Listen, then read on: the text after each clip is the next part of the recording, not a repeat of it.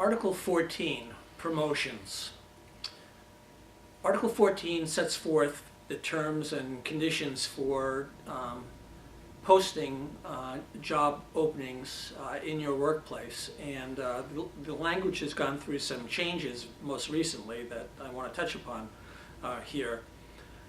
First of all, full-time positions should be posted, are posted but are not limited to hiring just from the inside. All applicants must be considered. Outside hires may be grieved through step 3 if the employee does not meet the minimal entrance requirements. So if an outside hire is taken in, that can be grieved, but only through step 3. It will not be able to go through go to arbitration. Where the union files a grievance over the non-selection of an employee, the union shall be limited to advancing to arbitration the grievance of one non-selected employee per vacancy, or file a class action grievance. So therefore, the union will identify such a grievance in writing at the time of the filing its demand for arbitration. This limits our ability to file multiple grievances in a situation where someone was hired and union members believe that that wasn't the good thing to do, the right thing to do. The factors in priority to be chosen for making a determination of promoting an individual remain pretty much as they have been, and those are first, the ability to do the job as determined by but not limited to experience and competence, their job performance in the same or related work, education and training related to the vacant position. So those are job determined. Then next, seniority within the appointing authority. And then lastly, work history. In July of 2015, we've added this notion of interview panels wherever possible, having one representative from outside of the division of work, the workplace or unit. The theory being that having someone outside of the unit being on a panel for interviewing people will add a little bit more objectivity to the decision-making process of promoting people. Postings are to be for 10 days prior to the actual process of selection, and then there's an additional 10-day posting for the person selected for the position. If people are on sick leave or are assigned to the field, mailings of postings, of job postings, should be sent to those folks. Also, during the promotion phase of employment, there's a 9-month probationary period for someone being promoted into the new position. And along the midpoint of that probationary period, there should be a review, an EPRS, employment review of the job. The position, if the person does not seem to be working out in the promoted position, the individual needs to request a replacement to the old position. When the person gets back their previous position, the employee last selected for work in that unit, in the position, would be displaced. So there's a bumping process that takes place. In these cases, when the case is brought to arbitration after going through steps 1, 2, and 3 of the grievance process, arbitrators are not and continue not to have the ability to select successful candidates for the position, unless, and I'll leave this to Richard Waring a little bit later, to explain how arbitrators may be a little bit more directive for deciding who's going to be getting the job. So let me turn things over to David Young to talk about this from a management's perspective. Okay. Management perspective.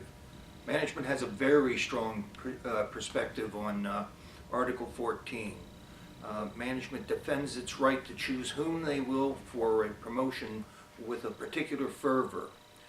This may come from the fact that before the advent of collective bargaining, positions were filled by civil service procedures, and that for a vacancy, management had to choose from the top 3 people on the civil service list, regardless of how unsuitable they might be. So management takes this provision very seriously and defends it to the very bitter end.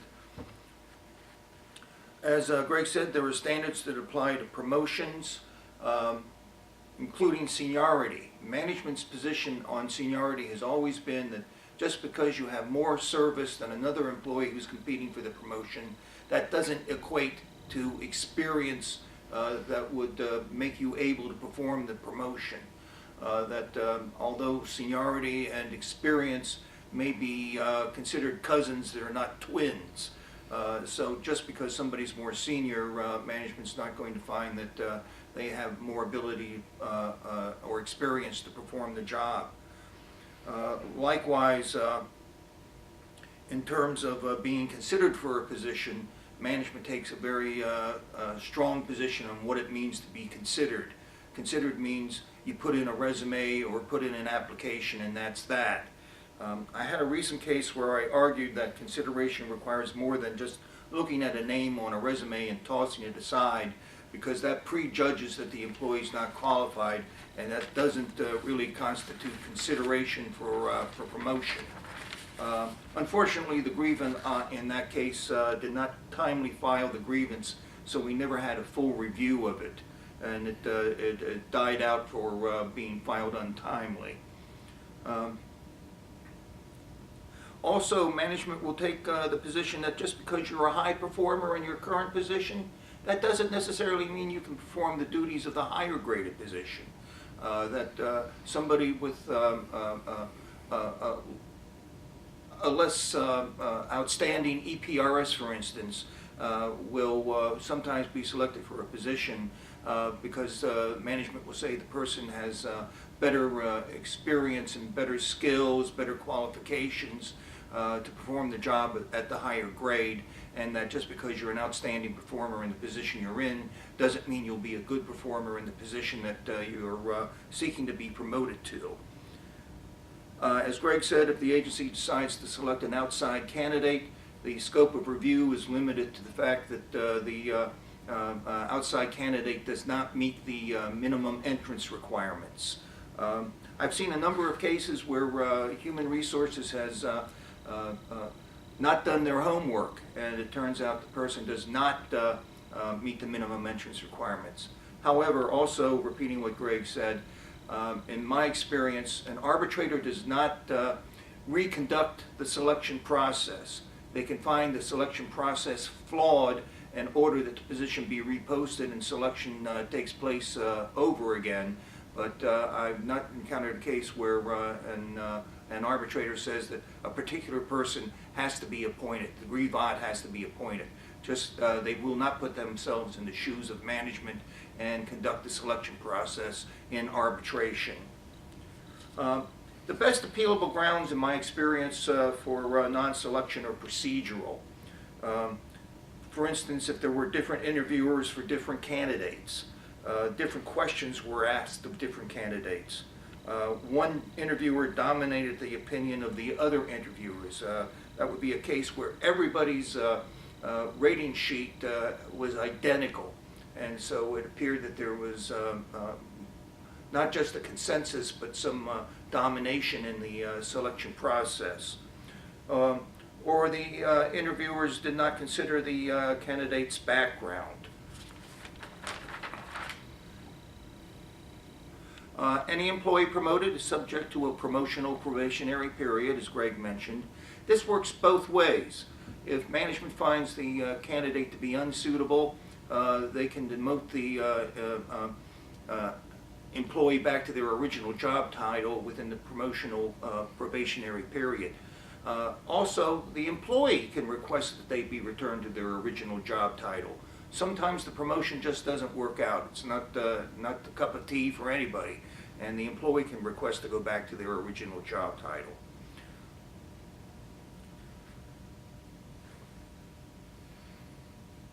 And there's also a non-selection form, which should state why the candidate was not selected for the position. If you're contemplating a grievance, make sure you get a non-selection form, because that will tend to put management in a corner as to why the candidate wasn't selected, and they can't come up with new reasons during the grievance process. Also, NAGE will make an information request on any grievance filed regarding a non-selection for promotion. And this is a comprehensive request concerning the process, concerning the qualifications of the selected candidate, the qualifications of the non-selected candidate, whether the job was posted properly. It goes into all the details. So it's key to make sure that when a grievance is filed that there is an information request made on the selection process. Troubling trend I have seen among managers is that they'll use the reclassification process to circumvent the promotion process. The reclassification process is a process by which management reclassifies an employee based on performing higher graded job duties. And this is sometimes used to circumvent posting a vacancy. If you have cases of this, please contact NAGE so we can assemble information on any trend here in terms of using the reclassification process to undermine the promotional language of the contract. And since management has considerable discretion in the promotional process, I advise you as a steward to consult with NAGE when you're contemplating filing a grievance on behalf of an employee, so it can be assessed whether there's sufficient grounds for moving it forward. Okay, thank you very much, David. Richard? Okay, thank you. Well, David and Greg have covered this one quite well. I will say from the union perspective, these promotional agreements are some of the most difficult ones that we handle. And the reason for that is you sometimes have a situation where there's a promotion and several members of the bargaining unit have applied for the position and only one of them obviously has gotten it. So you can be in a situation where you have 3 or 4 very upset union members, all of whom believe that they were wrongfully bypassed for the particular promotion. And they all want to file grievances under the contract, and they all have the right to do that. The difficulty is, of course, we're pitting, in those situations, we're pitting one union member against another or one union member against several others in certain situations. That's obviously difficult for everybody. So as a partial remedy for that, the changes in Article 14 require the union either to pick only one employee to go forward to arbitration or to file a class action grievance. As David indicated, arbitrators hardly ever, if ever decide that person A should be pulled out of the position and grievant B should be put into the position. That is, the arbitrators won't make the appointment themselves because they almost never believe that they have the authority to do that. So really, the best that the union can hope for in filing one of these promotional grievances is that the arbitrator will go over the process and make a decision that the process was flawed and order the position vacated and the selection process done over again.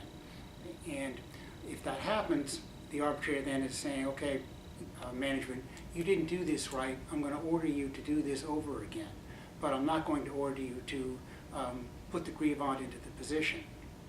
The only exception to that rule is in the new collective bargaining agreement. It says the limit on the remedial jurisdiction of the arbitrator, that is the inability to order a particular candidate appointed, will not apply if the appointing authority, that is the management, reselects the original successful candidate following following order to repost the position and the arbitrator finds a new violation of Article 14. That's the promotional article. And so that's probably not going to happen very often.